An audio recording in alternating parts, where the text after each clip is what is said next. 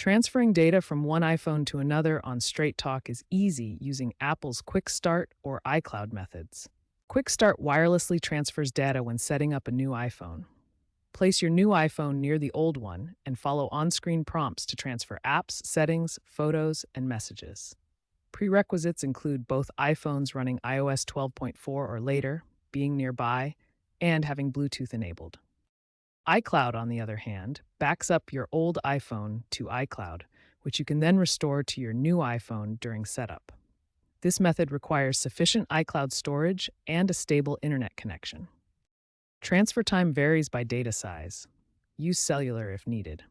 Since data transfers are device-centric, Straight Talk doesn't affect the process directly, but ensure your SIM card is correctly activated to avoid issues. Both methods ensure secure data transfer with encryption.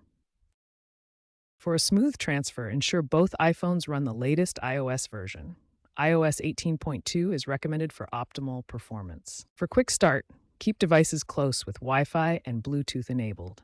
This ensures a stable wireless connection. For iCloud transfers, ensure sufficient storage space and a strong internet connection to avoid delays.